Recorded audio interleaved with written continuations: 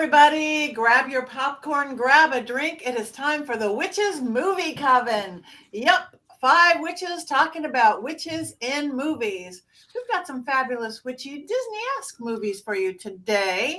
My name is Patti Negri. I'm one of your hosts. You probably know me from the Witching Hour podcast, Ghost Adventures, all sorts of things. And my co-hosts, we have Heather Greene, we have Jason Mankey, we have Richard-Lael Lillard, and we have Courtney Buckley. And we, of course, all have Philip the Black Coat. But I will let everybody introduce themselves more later. Let's do a little recap on last week. Today we're going to talk about Mary Poppins and Bedknobs and Broomsticks. So yes, we're going away from the horror films a little bit, at least in my opinion. Richard-Lael. But we could do a really quick recap of last week. It was the haunted doll week. We did Annabelle. So did everybody go out and buy a haunted doll? And let me just first say that since then, I do not sell haunted dolls on eBay. I do not sell haunted dolls at all. I never have. I got an email from somebody, actually a client, someone I know, saying they bought one of my haunted dolls and that it's got a good home. And I'm like, I don't have a haunted doll. And I found it on eBay, and the sellers, this was number 6 of 10 of the Patti Negri collection, of which there is none, where I put evil gins into a collection of dolls, which I did not. And they're even guaranteed that I will bind them. And they mentioned my school, University Magica. So it is not me. I have never, I don't think ever will sell a haunted doll. So if report them, don't buy from them. It is a scam artist. So I didn't mean to start it like that, but I mean, I've had so many scammers. This was like a new low. Why? Just sell your own damn haunted dolls. But speaking of haunted dolls, how's everybody's doll since last week, Courtney? I don't own a doll, Patti, thank you so much, but my not a doll is still very much unhaunted and behaving itself. Thankfully, thank you to everyone out there who watched last week and maybe thought about sending me a haunted doll or anything related to that. I did not receive any, so I do appreciate that. However, our Witches Movie Coven group text was just lighting up with ads, Facebook ads for haunted dolls. So now my entire, like, everything on my phone that is like a sponsored ad has to do with haunted dolls. So just thank you so much for all of that. No, thank you. Put that away. It's a good start to the show so far. I have some updates on Courtney the haunted doll. God. Oh, please. She actually, I found out her wig is fully damaged, so she is going to need a fully new wig, the poor thing. So I am now on the lookout for a mohair wig for her. So she has her beautiful hair again. So she had a little tragedy with her hair, but she's doing well otherwise, and her clothes are being cleaned. So here she is. Just look at her. Isn't she sweet? The most horrific thing about that is that real Courtney, also had a tragic incident with my hair, which used to be down to like here, and I had to shave it all off, and that's why I wear a hat now, because I also had an incident. I was wondering, Heather, if we could get Courtney doll maybe a baseball cap and a hoodie. Can we do that? Yes, actually, you know what, Jason? I have a sewing room upstairs, and I actually sew doll clothes. I am now going to work on that. Oh boy! Yeah. And then to make it even better, Courtney is going to send little clips of her own hair. So you can put inside. Nope. I'm going to see Courtney in March, so I'm going to try really hard to get a little bit there so we can add it to the doll. I will slap your hand if it comes near my hair. And it would be well deserved. If Jason fails in March, then I will see her in April. So, one of us will find some way to make it a puppet. I love you, Richard-Lael, but I will slap your hand too. They might like that, Courtney. I'm this never is the Fighting Witches Movie Coven tonight. This is a violent show. All right. So dolls, we love our dolls, or our non-doll dolls. Thank you. Yes, our non-doll dolls. Belle has been much happier this week, very quiet this week, I think, because she just got a little screen time, so she's happy. She's happy. You got to keep them happy.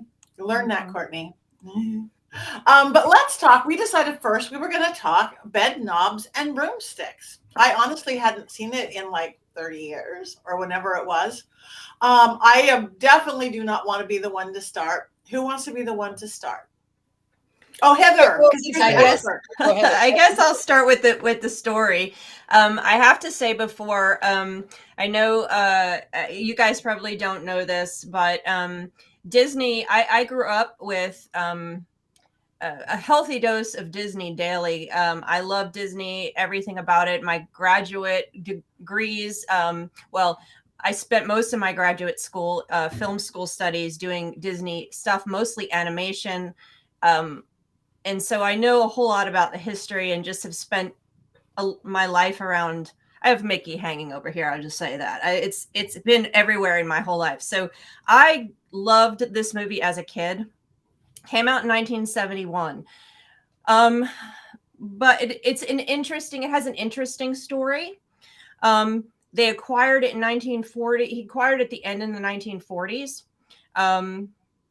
And it actually didn't get produced until released until 1971. It went into production a little bit and then around 1960, stopped back and forth because of Mary Poppins, and then eventually was put into production and finished it. Now, usually a film that takes that long to make, from the time it's acquired to the time it goes in and out of production, Disney or not, usually doesn't bode well for the success of a film, generally speaking. And Disney has a history with that. Sleeping Beauty took 10 years to make, was not successful. Black Cauldron, they had to get that out after 10 years, was not successful. It generally is a rule of thumb. So it's not surprising this film was not successful, but it was not successful for a lot of reasons. And I can talk about that over time, without boring you guys with the history of stuff. But it did win an Academy Award, and I do always enjoy Angela Lansbury. And it's almost a shame to have her talent in this film. Although when I was a kid and I saw it when I was little, I loved it. When I watch it now, it's not so great. But I love Disney, but I can tell you the good and the bad. I'm not afraid. I'm not going to be a super fan, a blind fan. So that's where I can start us off. Okay, perfect. Who wants to go next? Jason? There are things about this movie that should be great. So the idea of Angela Lansbury, who is wonderful, fighting Nazis as a witch, not just maybe I'm a witch, but I am a full witch. I practice witchcraft. She's a pretty partial bad. witch. What's that? She's a partial witch. She's close. For 1971, I'm going to take what I can get in a Disney film. She's pretty open about being a witch, and as I said, she's fighting Nazis in Germany and in England, and for whatever reason, this movie just doesn't work. I should love this movie. This should be one of my favorite movies of all time. It has people in it that I like. It has a story that we should all identify with, and it just kind of falls flat. And it's a really big disappointment, especially after Mary Poppins, which it's always going to get compared to. Mm-hmm. Right. Perfect. Thank you. Richard-Lael. You know what? I hadn't seen it since I was maybe 5. And I kind of liked it in those days. Kind of. I loved Angela Lansbury, but that was because I loved Murder, She Wrote, because my parents loved Murder, She Wrote, and I loved Murder, She Wrote. And Angela Lansbury from 1970 until her death, she looked like the same, like she had barely aged. So I loved Angela Lansbury. I loathe Disney with a red hot, fervent hate. I absolutely despise until the last maybe I can name a handful of films that I really enjoyed. Hocus Pocus, the first one I liked, and I really loved 101. Cruella de Vil. And that's kind of where the end of the list is. I kind of really 100% hate Disney. I always have. I've always hated it. The film, I I enjoyed it better than Mary Poppins, I will say that. But I did. It was a kind of torture. It was really. It was a torture. I hated the animated scenes and what's his name, who was in both Mary Poppins, who played Mr. Banks, and the love interest, Professor whatever. It was obnoxious. It was just. But I will say this: the British accents were 100% better than the British accents in Mary Poppins. Okay, thank you. All right, Miss Courtney. So, unlike Richard-Lael, and much like Heather, Disney runs deep in my blood. I love everything Disney. So I was shocked that I had never seen this. So I tried to watch it today, and I'm still recovering from the hangover from when I fell asleep because it was terrible. I tried so hard. I fought through the sleep washing over me to find some redeeming qualities about it. I do love Angela Lansbury, but I have to agree, her talent is wasted in this movie. She should not be in this movie. I tried to think of like, oh, that was a cute line, and I've already forgotten it. There was probably not one thing that I enjoyed about this movie at all. And that's what all right. We're on a roll, everybody. All right. Now I'm going to jump in. Patty, who's much more forgiving as a rule. As a rule. But I was not crazy about it either. But my comments are the closest to Jason. I should love it. It's about a witch, a real witch. I'm claiming to be a witch, and I'm fighting the bad guys. And I have a broom, and I have this beautiful magic. But I'm not a film scholar enough to know what was wrong with it. But it was I think when I was young, it was okay that it wasn't good. And it was okay now that we're all these grown-ups looking, we're these reviewer, but I could not stand the animated part. I couldn't either. I could not stand that was like the worst animation I had ever seen. It didn't take you to a place that animation is supposed to take you. I tried and tried and tried. But again, I love her. I didn't even mind anybody else really. I just don't know. It wasn't, the puzzle pieces weren't put together right, because I love the whole concept that it was. And the witch school. I mean, I have a witch school. It's ridiculous. It should have been so good. But from my understanding is, and I didn't read the original books, but Disney put the Nazi part in that wasn't in the original books. From my understanding, it was part of what they imbued into it. And to understand part of the reason it failed, you have to understand Disney, what was going on with Disney at the time. So Walt Disney died in around 1966, I believe, or 1967. He had put this film off, and I would guess why he didn't make the film from 1947 or 19 whatever up until only started in 1960. He either was distracted by Disneyland and TV and all these other projects because that's who he was, and he just kind of let it fester, or he bought it and was like, well, I can't get Mary Poppins, because he wanted Mary Poppins before that. So he was trying to get it. So he got it as sort of a sidebar in 1947 and then just held it because it really wasn't what he wanted to do. I'm speculating at this point. But then he kind of put it into motion. Apparently he fell asleep during early tests of the songs, et cetera, and then he dies, right? But what happens with the company is that Roy takes over and they try to do the projects. They try to keep the project similar to what Disney had been doing all along. And just the same reason Hollywood was struggling, Disney began to struggle as a company, because the 60s, we all know, it changed. So by the 70s, people didn't want that same old Disney anymore. And doing the same thing over and over wasn't working. Roy dies in 71, and now there's no leader. So throughout the 70s, Disney really falters.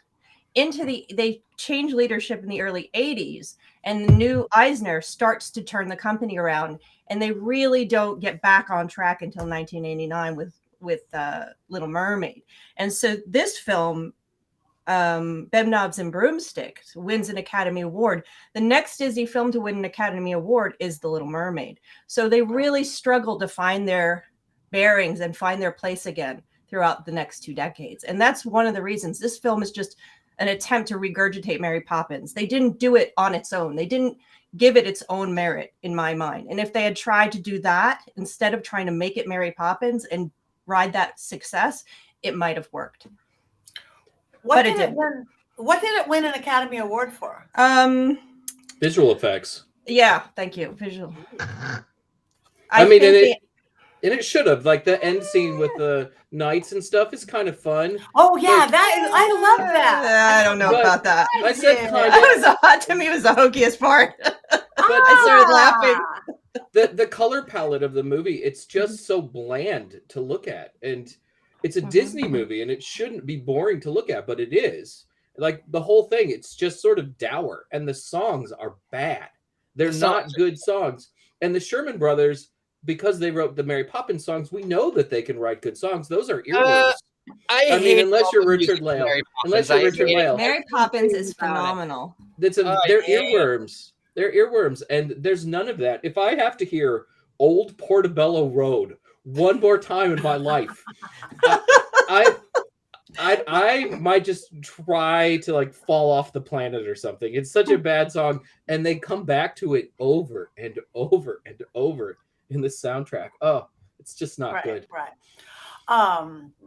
I also feel like there wasn't a lot of like it's not a movie that holds up well either. Like as far as like there's a lot of stereotypes that made me uncomfortable to look at while I was watching it. And I think maybe I would feel slightly more forgiving about that if it had been something that I had grown up with, or whatever, but it wasn't. And it's the same thing. I was like, well, at least the songs will be good. And then I'm sitting there and I'm like, no, like I can't find anything.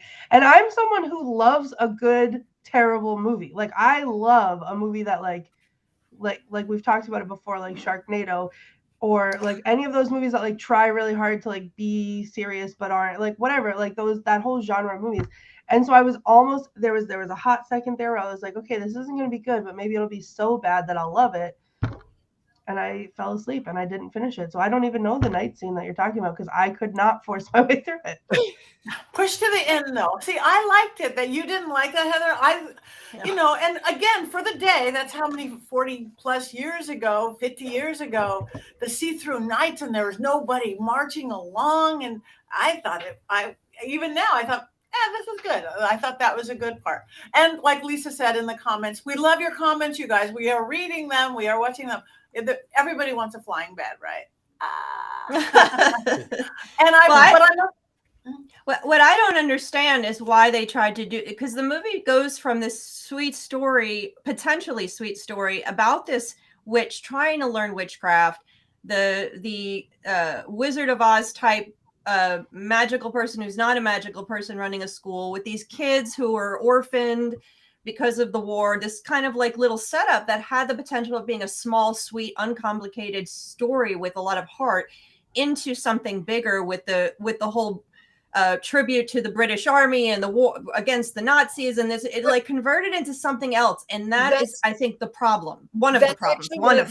I loved about it because really during the bombing blitz, during the whole World War II era, there were groups of witches who would go out on the coast and they would say towards Germany, you cannot come, you must not come, you cannot come. So the fact that a witch is defeating the Nazis and then sort of not getting the credit, it's the old folks who are getting the credit. It's sort of what happened really in real life, is that yes, there was a bombing blitz of London, but then the Nazis just didn't come to England. They just didn't.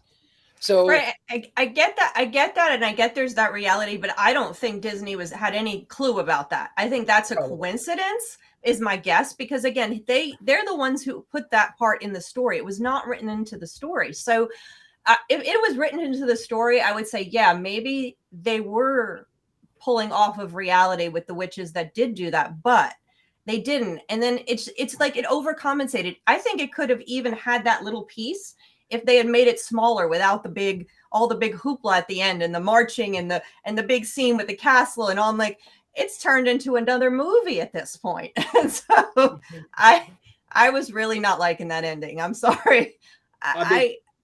Go ahead. I just desperately wanted it to be Operation Cone of Power when I started watching the movie. For those of you who don't know, Operation Cone of Power, that's what Richard-Lael is talking about. A group of witches got together and they did some rituals on the beach, and they were trying to put this message in Hitler's head: cannot cross the sea, cannot come, cannot come. And the invasion was imminent, and then it didn't come. Did witches save the UK? I can't tell you that they did for sure, but of course witches saved the UK, and they were there. And that's what I wanted this movie to be. And then it would have been like the best movie we've ever done on the show. But it's not that. I agree. I think if the ending hadn't turned into the knights marching and the British Army and all that military stuff, and it turned out that she found a bunch of other friends and they got some brooms and stood on there and started doing some of the magic words, it totally would have changed, and it would have stayed small. It would have stayed less whatever it was at the end. I think that would be super cool. That would have been better. I agree with you, Jason. But it's still witchcraft that made those knights go. Those were medieval knights. That was still witchcraft. It wasn't just like the army came in. Though I did like the old guys. They were really cute. Before we move on, I do want to go to the music, though. I am the world's biggest fan. I'm midway on Disney. I'm not the fan that Courtney and Heather is. I certainly don't hate them like Richard-Lael. I've always been neutral in the middle. I love Disney. I grew up going to Disney. I like Disney stuff, but I'm not a Disney girl. But I am a Sherman Brothers girl. As soon as I was of age 21 years old, I used to work for the guy who owns a Magic Castle, and he owned a club downtown LA called the Variety Arts Center. And I did original shows for like 6 years by Richard Sherman, and it was great. Original songs. He'd take like stuff from his Mary Poppins. He'd take stuff like, I know that tune. We're going to turn it into something else for this. We did shows from the 30s and 20s, 30s, 40s. It was all this. You'd walk back in retro 20s, 30s, 40s. But I must say, he never used anything from Bedknobs and Broomsticks. There was no little things picked up from it. Almost everything else we did is like, oh, this is from that. This is a Mary Poppins redone to be our chorus girl thing. So that was disappointing for me too, being the fan of the Sherman Brothers as much as anything. There's a musical now of Bedknobs and Broomsticks that's playing in London, and it's supposed to tour. And the trailers, I watched some of the trailers for it. It looks really cool with the flying bed and all that. It's some of the same songs, but maybe they made them better somehow. If that came by, I would be curious. I'm not Richard-Lael. I like Disney movies as a whole generally. So I'm kind of curious. Maybe they fixed the problems with Bedknobs and Broomsticks. Maybe this time it'll have Gerald Gardner. Likely. So that's definitely... That's an improvement to get rid of those. No more briny sea. No more briny sea. That would be great. Can we just touch base on what flashed on the screen just a second ago, because I am irate. No, I'm being haunted by this. I didn't You're getting red. You're getting red. I'm terrified. That's why. And maybe my heat is kicking on, but I did not see that on screen please. Oh my God. I didn't see it on screen last week, and you guys were laughing and I didn't know why. And then I found out after we got off the air, and I just saw it this time. I was paying attention. Rob. What are the magic words? Ooble kazooble. I'm going to turn you into a rabbit, whatever it is. Rob is the man behind the curtain right now. He's our Wizard of Oz. He is our mail order, like running a mail order school witch or something, right? So I guess we won't be making any Bedknobs and Broomsticks merch for our mystery control. No, okay, no flying beds. But speaking of mystery control, I have this beautiful cape that's keeping me warm on this cold, dark night and warming my cold, dead heart, and I got it at mysterycontrol.com. And you can't really see it, but it says Witch's Movie Coven on the back. It is fabulous. Yep. Can I just say one more thing about Bedknobs and Broomsticks before we do ones up and ones down? when I was doing, I think it was October, I was doing surveys of movies on Twitter. I would ask people questions and they would have to say what their favorite, which movie was about this, that, and the other thing. And one was, I believe, just what's your favorite which movie? And I just tallied it. And Bedknobs and Broomsticks got like 3 votes. Like, I am literally not kidding. And I'm not saying Heather, you said 50. Bedknobs and Broomsticks. Yeah. Did I really? Yes. Okay, so the new name, I renamed the movie. So Bedknobs and Broomsticks.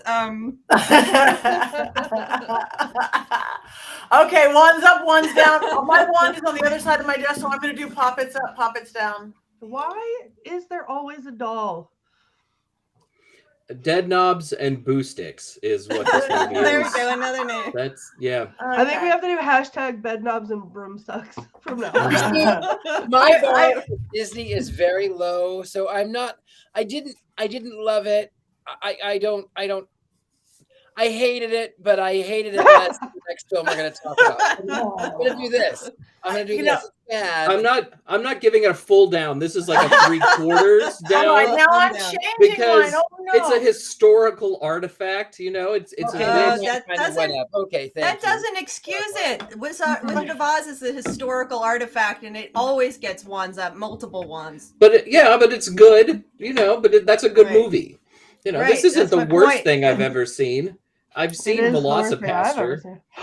Don't you dare come for Velocipaster! That is my favorite. I love that movie.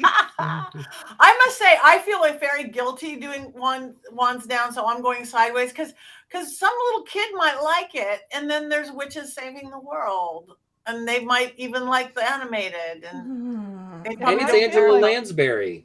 It's I Angela. know. Angela Lansbury. Hello, Angela Lansbury. It's Mrs. Potts. All right. Well, Mrs. Potts. Let's just do it. Let her do Mrs. Potts. I give it. I'm fully wands down. I'm not. I Okay, have go no Heather. remorse. Heather's ruthless. Ruthless Heather Greene. That's me. All right. Anyway, you guys, we want to see what you got. We got wands level. We got wands down. We've got Robert wanting us to leave Courtney alone. Thank you, Robert. I see you.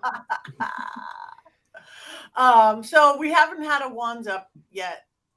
Not a single complete wands up yet for No. Bedknobs and Broomsticks. So I guess we should move along. So we are going to move along to Mary Poppins. Hello, Mary. And Heather's got her hat. Expialidocious, even though the sound of it is something quite atrocious. If you say it loud enough, you'll always sound precocious. Okay,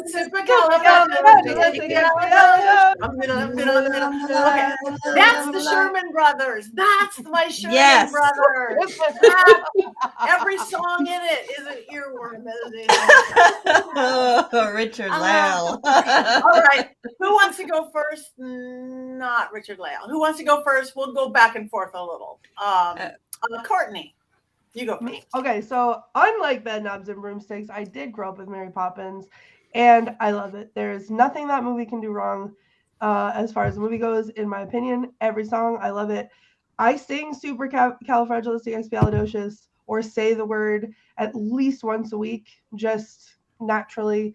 I, growing up, wanted her bag more than I wanted anything else. And then when I watched Harry Potter, and you all have seen what I feel about Harry Potter, I was like, Hermione's bag towards the end, you know, is just the same as Mary Poppins. And so it always goes there for me. So I love Mary Poppins a lot, and I will sing the song again, Richard-Lael, if you threaten to take hair off my head. Okay. All right. Okay, Richard-Lael. Any comments? It was torture for me to wreck. It was, oi, hello, Governor. I'm British. I live in England. Oi, hello. Oh God, it was like, kill me. I hated every second of it. I hated the animation. I hated the stupid songs. I hated the stupid ending. Oh my. I hate it. I cannot tell you how visceral. I watched the whole thing, and it was like I was being tortured. I could not Wow. stand it. But I will tell you this. Julie Andrews is great. The costuming was better. I loved the costuming. I will say this too, is that I have a connection with this film that it's magic. The connection that I have is the first year I came to Hollywood, I was standing on Hollywood Boulevard, because that's how you do. You go to Hollywood, and you have to go to Hollywood Boulevard. That's what you do. And they were filming Gangster Squad, and they had all of the cars out there, and it was phenomenal. It was amazing. It was brilliant. And I said to the universe, I'm going to do that. I want to do that. I want to do that. And 1 year later, to the day, I am limo driver number 3 in Saving Mr. Banks. Wow. Awesome. And I said to the universe, that's not what I meant. You gotta be specific, witch. Be specific, witch. The universe works in mysterious ways. Yes. So I really, and I thought the ending was terrible. And also knowing a little bit about the author weeping when she saw it, she that's what Saving Mr. Banks is about, because it was about her father. Mr. Banks was her father, and it was her growing up in Edwardian England and not really having this connection, and she was trying to save her dad. So I really, I cannot tell you how much I hate Mary Poppins. No, I even hate the music. but how could you hate the music? Just a spoonful of Full sugar. of sugar has The the medicine medicine go go down. down. The The medicine go down. down. Medicine go down. I probably sing that constantly when it's like, For me, okay. Weren't they not? Disney is more terrifying to me than haunted dolls are to Courtney. How dare you? I mean, it's true. This is my Achilles heel. I cannot. That constant cheer. And the thing with me, I'm always chipper unless I'm wood chipper. Okay, so there's two extremes, and I like things that are duality. And Disney is always sort of very traditionally, and I can't stand it. Let me say, yeah, the accents were ridiculous, but they weren't supposed to be like English accents. Weren't they supposed to have some form of Cockney kind of I mean, even Dick Van Dyke. I just thought, from growing up, that's Cockney, that's lowbrow. I don't know. Well, he was definitely lowbrow. Every time that I go to England, I practice that Dick Van Dyke accent. And my wife hits me every time. Shine your shoes, governor. I'm down. I'm ready. Oh, it's a great time with Mary Poppins. It's time for Mary. It's terrible, but it's endearing in its own way. And I can't imagine Mary Poppins with anybody but Dick Van Dyke. No. And I know that it's bad, but there's just something like over the top and crazy about it that's perfect for a movie that's half cartoon. It's a fantasy. It's our idea of a nanny. It's our idea of everything. And I must say, just a couple years pre-COVID, I got to meet Dick Van Dyke. Buddy Hackett's widow, Shelley Hackett, has and if any of you were there and did readings, you would have been in there with me, has a psychic party once a year, and she brought in like 15, 20 like top psychics, and the people who came that you did readings for was like Joanne Worley, Dick Van Dyke, and they were also in character, and I'm only talking like 2-3 years ago, so not a million years ago. Joanne Worley literally would come in this movie dress going wah wah wah wah, being her in character fully. Dick Van Dyke came in, and he must be like 100. He came in and almost did the trip over the Rob thing. He didn't quite. It's like these people have been doing this it's the most magical thing ever. All these old Hollywood people being, and you see how they got to be who they are. So how can anything he does has to be good. And he's still alive and kicking. Wow. Well, you know what? I liked him in that doctor show. What was that? Oh God. Diagnosis Murder. Yes, I like old people shows where people die. I like that. They terrible days, and old people find ways to figure out who killed them. I love it.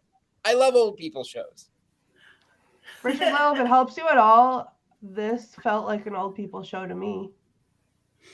Which Mary one? Poppins. Mary Poppins felt like an old people show. Mhm. It's Maybe that's dated. why I hated it. I hated it every second. Okay. Well, All right. Go on.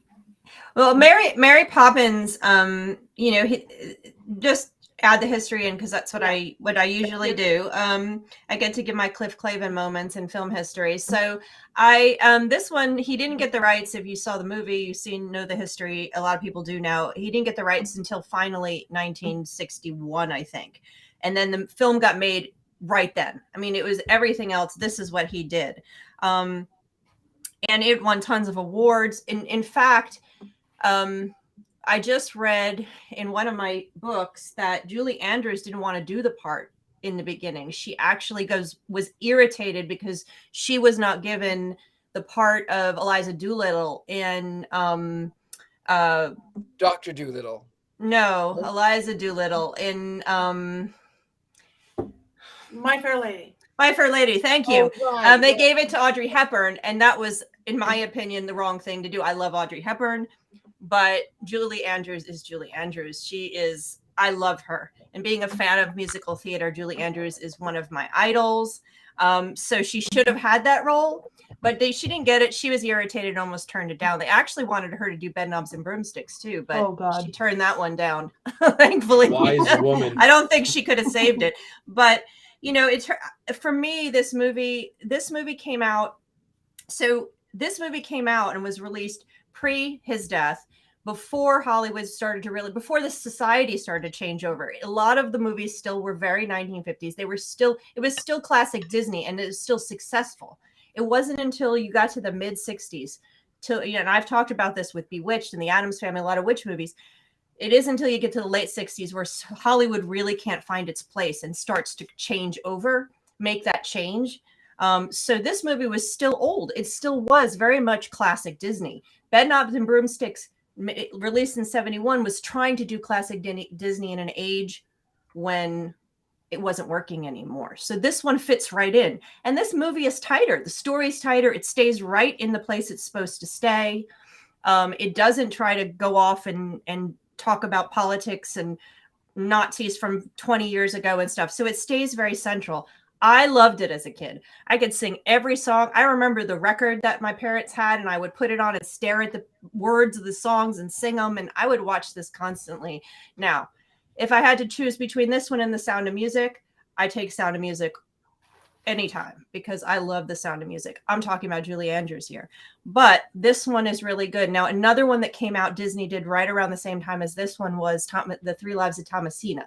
Not a musical, but it's another witchy magical film that was fairly successful, but it's the same type of thing of a witch in a cottage in England and blah, blah, blah, blah, blah, kids and all that stuff. So that's another one you can add if you're looking for more witchy Disney films from the early 60s. The Three Lives of Thomasina is another one. But I love this movie. And Richard-Lael. I mean, okay, so the movie's hokey and it's old and it's for kids and whatever. The music is bad. What? I hated it. I did hate it. Really? I really and the didn't dancing like and Julie Andrews and But again, I'm sorry. I never, even as a little boy, I never liked Disney. And I thought I hated musicals because that my association was with Disney. Even as we're talking like 5 and 6, 7, 10 years old, I went, okay, why are you singing now? And then when I started doing musicals, and I went, oh, that's why you're singing. Now I get it. Now I like it. But I still never got back around to liking Disney. Right. I never could. I never could. And in fact, in 1993, the funny thing was this: it was the Addams Family Values had come out, and they're all in the Harmony Hut, and she says he says it's Glicker. He says it's Disney. He's just a child, and they're, and I understood, because I just never liked the music, and I love music. I just never liked Disney music. I will say that I don't think Mary Poppins is a perfect movie. The runtime is 2 hours and 20 minutes. It is way too long. You could get rid of the first 30 minutes and nobody would blink an eye. I do not need to hear the life I lead. You could have like condensed that into like 4 minutes. Like, the whole first 30 minutes could have been condensed into 4. And then it picks up, and then you get the good songs. Then you get supercalifragilisticexpialidocious and all the atrociousness, and then a spoonful of sugar and things. But it starts really slow, and the movie is too long. It needs to be about 30 minutes shorter. There are times when I watch it, I do get a little bit bored, even though I think the performances are really fun and it's colorful, and it has a color palette unlike Bedknobs and Broomsticks, which I like the know. color palette. I know it wasn't like filmed in black and white, Bedknobs and Broomsticks, but watching it, it feels like it was filmed in black brown and white. I think. Yeah. Yeah. With a little bit of dark green, I think. Right. But it's not a perfect film. This one, no, it's not perfect. It isn't, but it's definitely a classic Disney. I think I read it got $40 million in its first release, which made it the 6th highest grossing film at the time. I mean, it was a huge, huge success. So, Disney wanted to capitalize on that. And it really was, like just an amazing feat that they had done. And it continues. It doesn't hold up like The Wizard of Oz does. Well, if you compare it to another classic film that people see over and over, it doesn't hold up the same way. It doesn't, but it is. I think someone said it's delightful. I like that word. It is. There's something delightful about it. I tell you what I love about it, actually? Yeah. I'll tell. Okay, I was so negative. When it's not on. When it ends. What I will tell you is that what I do love about the film is that I think that Mary Poppins and Pennywise are of the same species, following the rules of, again, it's a Pixar Disney film, Monsters Incorporated, where the monsters, they think that they get all this energy from screaming children, and then they find out, laughter is actually a better tool. And so in this one, in Mary Poppins Returns, that the next, in that story, she returns 20 years later, just like Pennywise, who returns 20 years later. This time she's being nice. And the parents, like in It, the parents don't have any idea what's happening with their children. They're sort of oblivious to the fact that this interdimensional magic being is just living among them. So I think Mary Poppins and Pennywise are the same being. That's story. It's a hot take, Richard-Lael. Can I say something though? Because I just want to, now that I've had time to process this, can we give a wands up for Richard-Lael's reenactment of Mary Poppins? Because that was the best thing I've ever heard.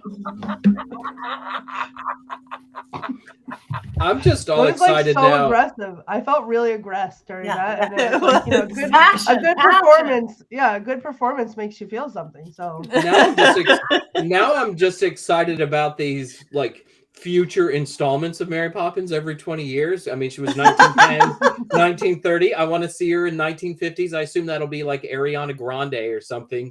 Will be that incarnation of Mary Poppins, and then the 1970 movie that will be off the hook. The 1970s Mary Poppins costuming is on a brass bed. Yeah. On a brass bed. She'll come in flying on a brass bed. She'll leave the whole parasol and she'll just come in flying on a brass bed. Oh my goodness. All right. Well, I liked it. No, it's not perfect. Who looks for a perfect movie? It's a Disney movie. It doesn't have to be perfect. I agree with you. Wizard of Oz over Mary Poppins. Wizard of Oz. That's our film. We know that. But Mary Poppins is very much a close second or third for me. It was very influential to me when I was little. I didn't know, and I grew up in very much middle-class suburbia. I didn't know anybody who had a nanny. You had babysitters, but no, I didn't know anybody who had a nanny. And to me, that was so magical. And this magical nanny that had everything in her bag and can, almost bewitch clean. I just loved it. I just loved it. Everything about it. And I could have had another half hour and not got bored or not got tired because the music kept you going and you wanted to dance. I love the animation in that one. It just is so different than Bedknobs and Broomsticks. So I like it. I think when I was a kid, I didn't even pick up too much on the story with the parents and why she was there. I mean, that's you get it more as you get older of the whole thing. And, they read the letter and the suffragette mom and all those various subtle pieces that an adult might pick up on. All I cared about was like you said, Mary Poppins was there. I wanted Mary Poppins in my house.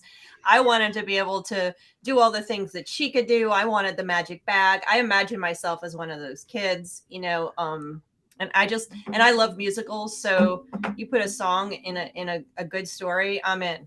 So, that I was entranced and I still enjoy it. It brings me back. So me too. I'm curious to know what your thoughts are, because we kind of touched on it, but we didn't really talk about the brand new one with, was it Emily Blunt? Yeah. I don't know what your thoughts are on that one.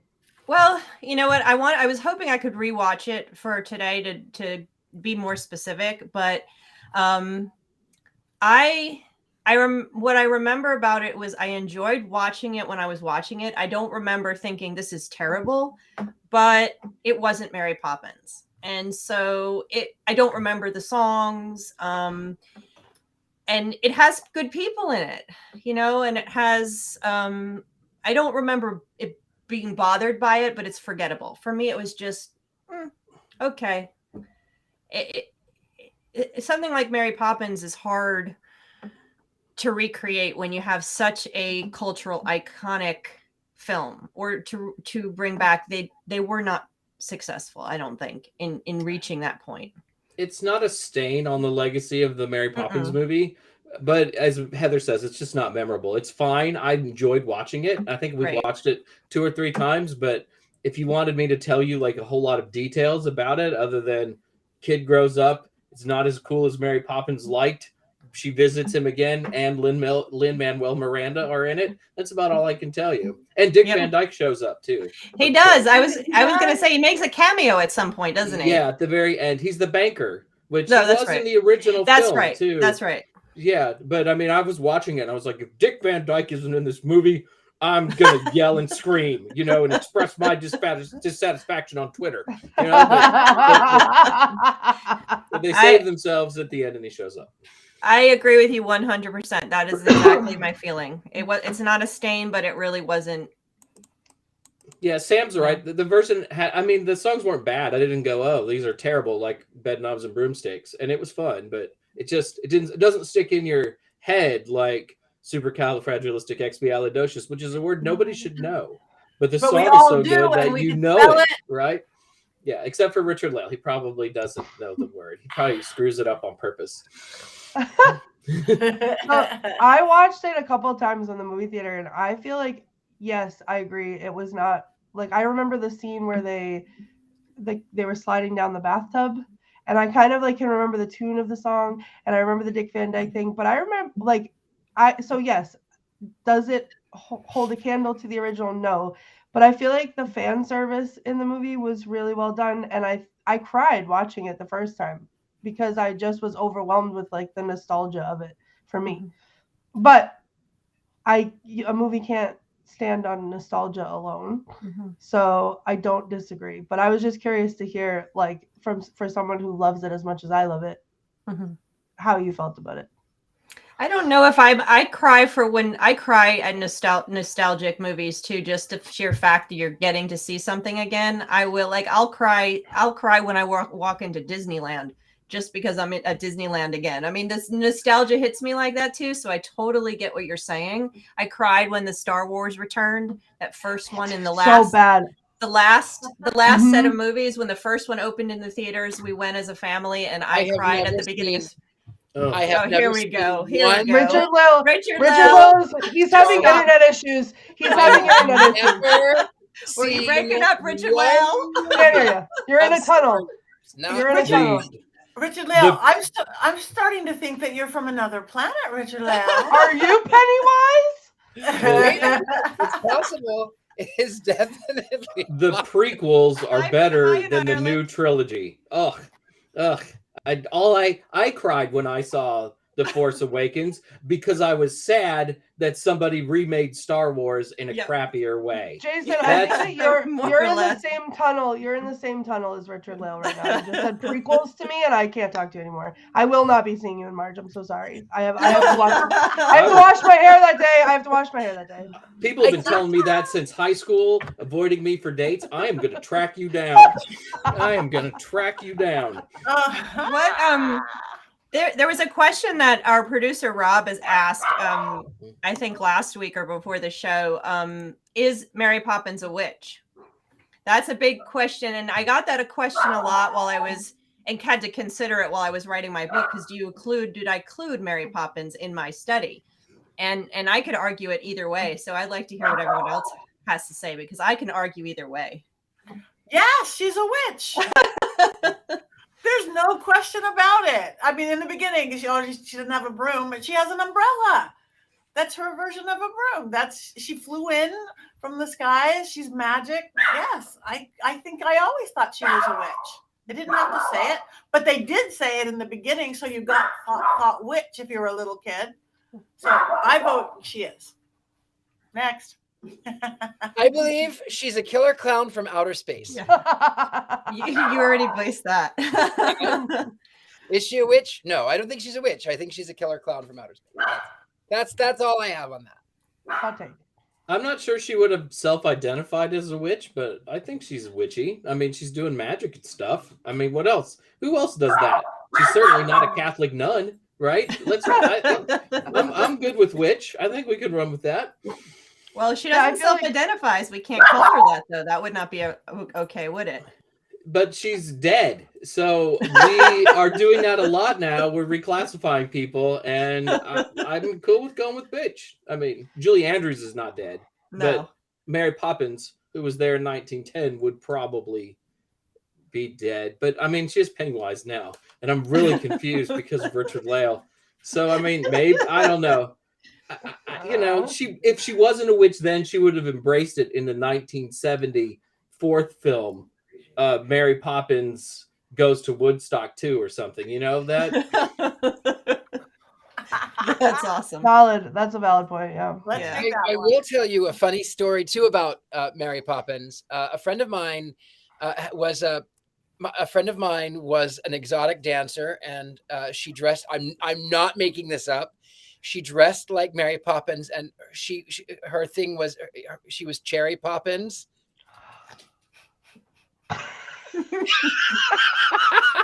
She was an exotic dancer, and her name was Cherry Poppins, and she would go out.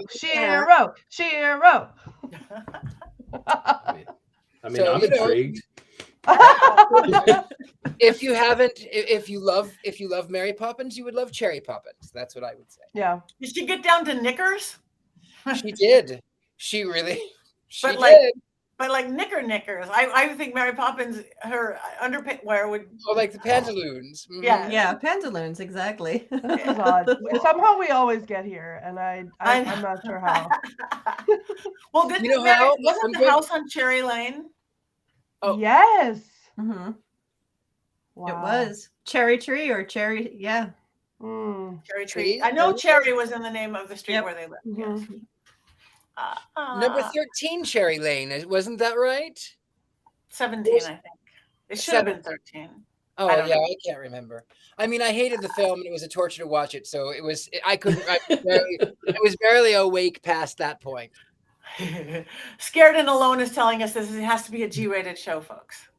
I see the comments. But okay, so what we were supposed to vote on something before we voted on the movie, but I can't think. Oh, Richard-Lael's rendition of his reenactment of Mary Poppins. Okay. Richard-Lael's rendition Wands of up. Mary Poppins. Wands up. Wands It's up. a one-man show coming Mhm. soon to you. Okay, all of you guys want to vote on Richard-Lael's performance, dedication, commitment, method acting. Method Mhm. act.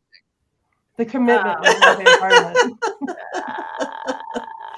I know he's going to come back to Hollywood. Move back. We'll see him on Hollywood Boulevard, dressed like Mary Poppins, and then turn into Pennywise.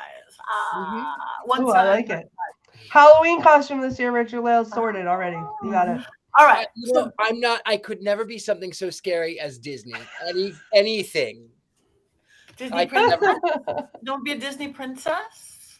Scary. Scares me. Scares me. Ah, All right. All I'm gonna now say we know you got your number.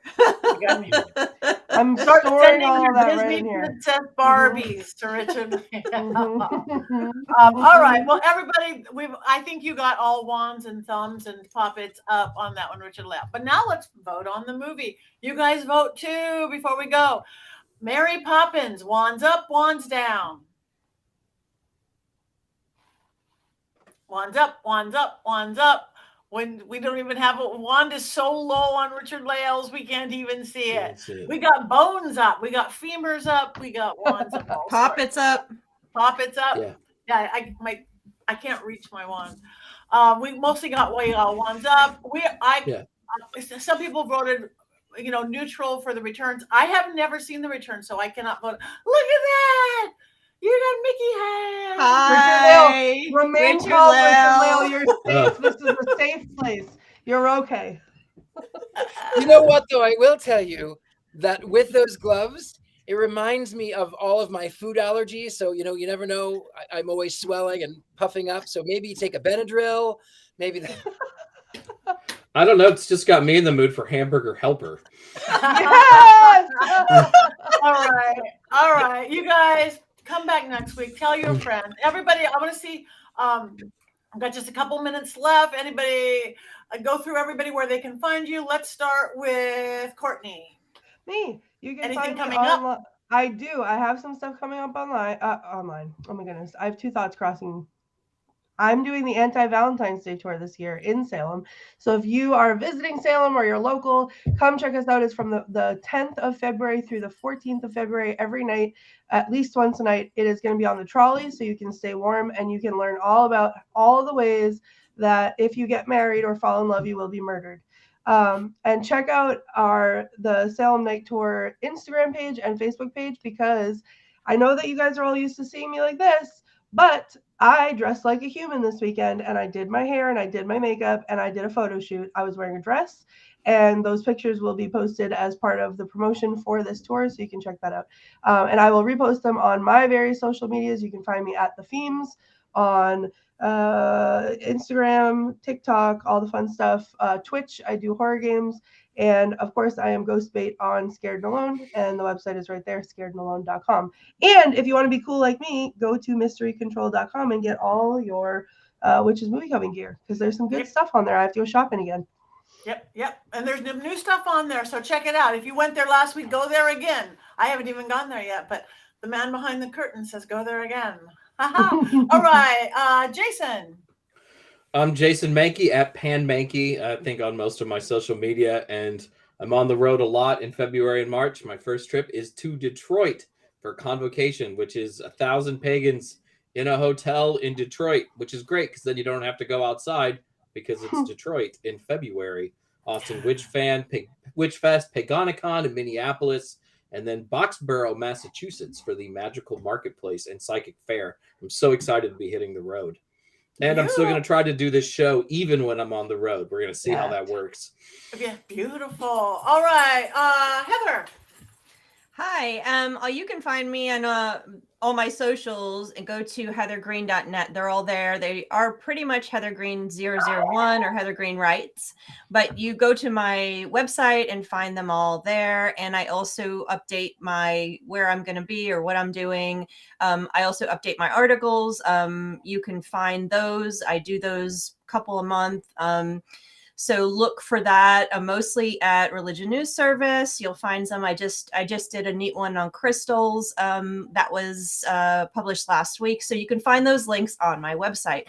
I will be in St. Augustine, Florida at the end of February, and probably doing a little talk or meet and greet at the metaphysical store there. I'll chat about that next week, and I get that put down and also put it out on my socials and stuff like that. And I will also be traveling in March and April. So as soon as I have solid dates, I will let you know. Thank you so much. Jason. Already went. Already went. Oh, I'm sorry, Richard-Lael. What? Wait, it's my turn now. Okay.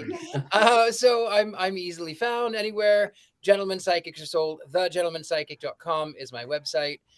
You can find me on Instagram, Facebook, YouTube under The Gentleman Psychic or Richard-Lael Lillard.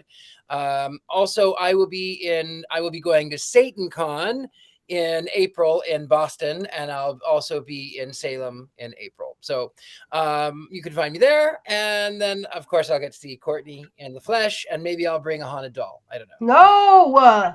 But you know what? I'll meet you halfway. I'll bring a haunted Disney princess doll. Ooh. Fine. Satan gets a con? That's incredible. Yeah, Satan That's gets a con. amazing. Do not donate your haunted dolls to me. Stop putting that up there. All right, you guys. I am Patti Negri, PattiNegri.com. I'm on all the social medias too as Patti Negri or Patti Negri Psychic Medium or Patti.Negri on Instagram. I will never contact you unless I know you, and I'll never tell you you need something from me. Check out, please, my Witches Movie Coven, which you will see people like these fabulous people as my guests, authors and experts from all sorts of magical things on The Witching Hour, everywhere you get your podcasts, and in video on my YouTube page and on Paraflix.com, my network. I have a school called University Magicus where Richard-Lael teaches for us, and we're going to get everybody else there too. If you want to learn any of the metaphysical arts, psychic development, mediumship, spell crafting, vampires, werewolves, Satanists, Catholic priests, we're all encompassing. So check it out. February, I'm going to be in LA for the Vampire Ball. A lot of people are coming in from all over. It's going to be great at the Globe Theater, endlessnight.com. Then I'm hitting the Darkwater Cruise in early March. I'm actually going to be in Australia, but you guys can't come. It's private. But then I'm on the road for most of the year. So we'll just keep talking about that as we go. As you guys come back next week, tell us what you want. Tell us what you want to see, what kind of movies. We love your input here. Go to mysterycontrol.com so we can all get fabulous little cloaks like Courtney has, and shirts. And I have a shirt too.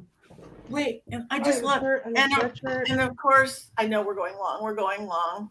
And We'll we get to all merchandise. have, if you're in the Black Phillip Club, and okay, we've gone 3 minutes over, and I never do that, but we have one more thing to do. On the count of 3, you guys turn on the bell. Here we go. 1, 2, 3. Yeah.